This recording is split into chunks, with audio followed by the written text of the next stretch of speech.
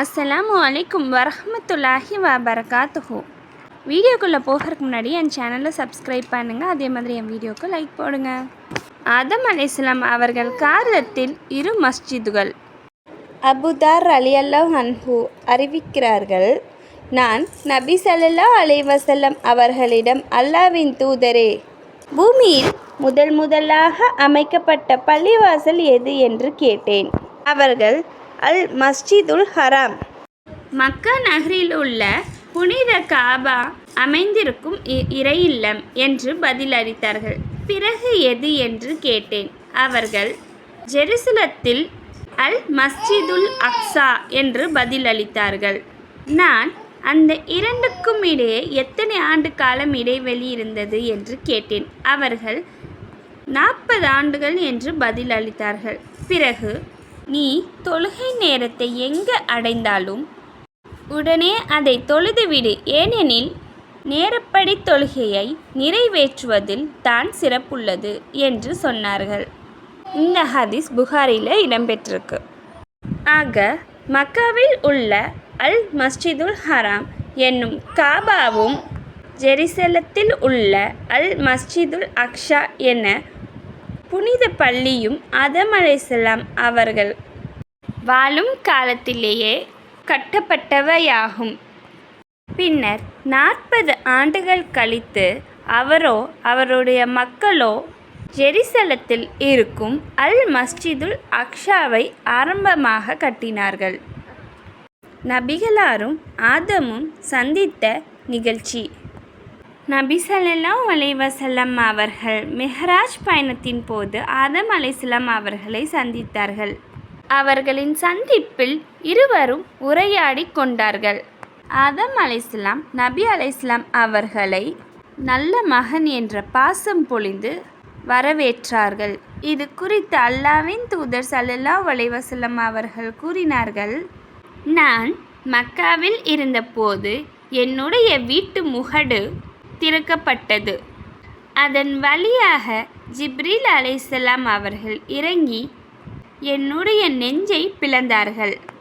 அதை ஜம்ஜம் தண்ணீரால் கழுவினார்கள். பின்னர் ஈமான் மற்றும் ஞானத்தினால் நிரப்பப்பட்டு ஒரு தங்கத்தட்டை கொண்டு வந்து என்னுடைய நெஞ்சில் கொட்டிவிட்டு, பிறகு ஜிப்ரீல் அலைஹிஸ்ஸலாம் அவர்கள் என்னுடைய கையை பிடித்து முதல் வானத்திற்கு என்னை ஏற்றி சென்றார்கள்.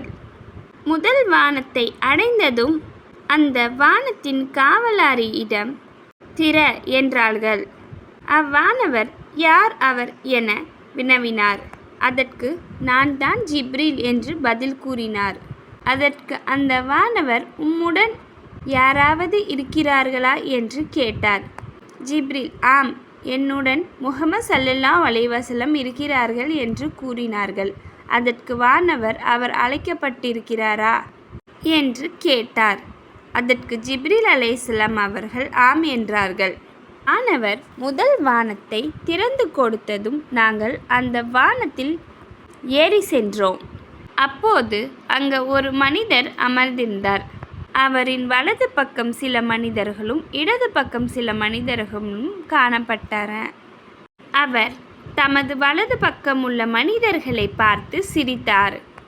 தமது இடது பக்கம் உள்ளவர்களை பார்த்தார், அழுகிறார்.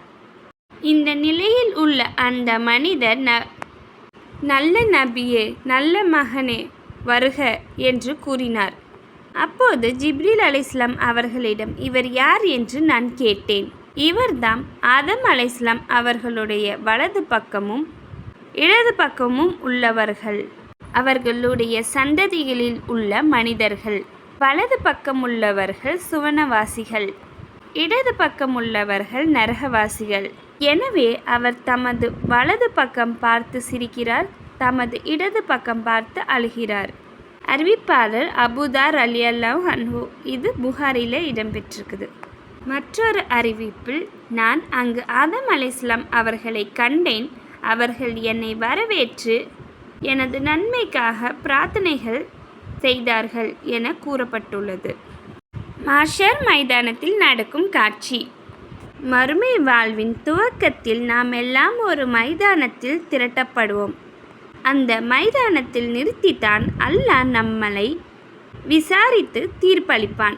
ஆனால் திரட்டப்பட்ட உடனே விசாரணையை தொடங்க மாட்டான். நீண்ட நெடிய காலம் காத்திருக்க வேண்டியிருக்கும். அந்த காத்திருப்பு காலம் மிக கடுமையாக இருக்கும். சூரியன் தலைக்கருகில் கொண்டு வரப்படும். சுட்டெரிக்கும் வெப்பத்தில் வேர்வை கொப்பளிக்கும். அதிலேயே மூழ்கக்கூடிய அளவிற்கு நிலைமை மோசமாக இருக்கும். மனிதர்கள் அங்கும் இங்கும் அலக்களிக்கப்படுவார்கள். அச்சமயம் முஃமின்கள் அல்லாஹ் விசாரணையை தொடங்கும்போது அவனிடம் பணிந்து பேசுபவர்களை தேடுவார்கள். அதற்கு நபிமார்களை நாடுவார்கள். முதலாவது நமது தந்தை ஆதம் அலைஹிஸ்ஸலாம் அவர்களிடமே செல்வார்கள். அபூ ஹுரைரா ரலியல்லாஹு அன்ஹு அறிவிக்கிறார்கள், நாங்கள் நபி ஸல்லல்லாஹு அலைஹி வஸல்லம் அவர்களிடம் ஒரு விருந்தில் இருந்தோம். அப்போது முன்னங்கால் இறைச்சி ஒன்று நபி ஸல்லல்லாஹு அலைஹி வஸல்லம் அவர்களிடம் நீட்டப்பட்டது. அது அவர்களுக்கு மிகவும் விருப்பமானதாக இருந்தது. நபி ஸல்லல்லாஹு அலைஹி வஸல்லம் அவர்கள் அதை தம் வாயாலேயே பற்களில் கடித்து அதிலிருந்து சிறிது உண்டார்கள். பிறகு, நான் மறுமை நாளின் மக்களின் தலைவன் ஆகுவேன். மறுமை நாளில் அல்லாஹ் மக்களின் முந்தியவர்களையும் பிந்தியவர்களையும் ஒரே சமவெளியில் எவரையும் கொன்று ஒன்று திரட்டுவான் என்பது உங்களுக்கு தெரியுமா? பார்ப்பவர் அந்த மக்களை பார்க்க முடியும். தம்மை அழைக்கப்பட்டவர்களை அவர்களும் செவியேற்பார்கள். சூரியன் அவர்களுக்கு அருகில் வரும். அப்போது மக்கள் சிலர் மற்ற மக்களை நோக்கி, நீங்கள் எத்தகைய துன்பகரமான நிலையில் இருக்கிறீர்கள் என்பதை நீங்கள் பார்க்கவில்லையா? உங்களுக்காக உங்கள் இறைவனிடம் பரிந்துரை செய்பவரை தேடி பார்க்க மாட்டீர்களா என்று கேட்பார்கள். மக்கள் சிலர், உங்கள் தந்தை ஆதம் அலைஹிஸ்ஸலாம் அவர்கள் உங்களுக்காக பரிந்துரை செய்வார்கள் என்று கூறுவார்கள். ஆகவே மக்கள் ஆதம் அலைஹிஸ்ஸலாம் அவர்களிடம் சென்று, ஆதமே, நீங்கள் மனித இனத்தில் தந்தையாவீர்கள். உங்களை அல்லாஹ் தன் கரத்தால் படைத்தான். உங்களுக்கு உயிரை ஊதினான். வானவர்கள் உங்களுக்கு சிரம்பணியும்படி உத்தரவிட்டான். அவ்வாறே அவர்களும் உங்களுக்கு சிரம்பணிந்தார்கள். உங்களை சுவர்க்கத்தில் குடியமர்த்தினான். நீங்கள் உங்கள் இறைவனிடம் எங்களுக்காக பரிந்துரை செய்ய மாட்டீர்களா? நாங்கள் இருக்கும் நிலையும் எங்களுக்கு நேர்ந்திருக்கும் நிலையும் நீங்கள் பார்க்கவில்லையா என்று கேட்பார்கள். அதற்கு ஆதம் அலைஹிஸ்ஸலாம் அவர்கள், நான் செய்த தவறின் காரணத்தினால் என் இறைவன் என் மீது கடும் கோபம் கொண்டான். அதற்கு முன் அவன் இதைப்போல் கோபம் கொண்டதில்லை. அதற்கு பிறகு அதைப்போல் அவன் கோபம் கொள்ளவும் மாட்டான். நெருங்கக்கூடாத ஒரு மரத்தில் உண்ண வேணாம் என்று என்னை தடுத்தான். நான் அவனுக்கு மாறு செய்தேன். நான் என்னை காப்பாற்றிக் கொள்ள வேண்டிய நிலையில் உள்ளேன். ஆகவே நீங்கள் வேறு எவரிடமாவது செல்லுங்கள். நீங்கள் நூஹ் அலைஹிஸ்ஸலாம் அவர்களிடம் செல்லுங்கள் என்று கூறுவார்கள். சொர்க்கவாசிகளின் தோற்றம். நாம் எல்லாம் இன்ஷா அல்லாஹ் சுவர்க்கத்தில் நுழையும் போது நமது தந்தை ஆதம் அலைஹிஸ்ஸலாம் அவர்களின் தோற்றத்தில் தான் நுழைவோம் என்று நபி ஸல்லல்லாஹு அலைஹி வஸல்லம் அவர்கள் கூறியுள்ளார்கள். சொர்க்கத்தில் நுழையும் முதல் அணியினர் பௌர்ணமி இரவில் ஒளி வீசும் சித்திரை போன்று பிரகாசமாகவும் அழகாகவும் தோற்றமளிப்பார்கள். பிறகு அவர்களுக்கு அடுத்து வருபவர்கள் விண்ணில் நன்கு பிரகாசிக்கும் நட்சத்திரத்தை போன்று தோற்றமளிப்பார்கள். அவர்கள் மலஜாலம் கழிக்க மாட்டார்கள்.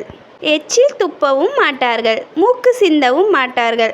அவர்களுடைய வேர்வை கஸ்தூரி மனம் இருக்கும். அவர்களுடைய மனைவிமார்கள் அகன்ற விழிகளுடைய கன்னியர் ஆவார். சொர்க்கவாசிகளுக்காக அவர்கள் ஒரே மனித அமைப்பில் படைக்கப்பட்டிருப்பார்கள்.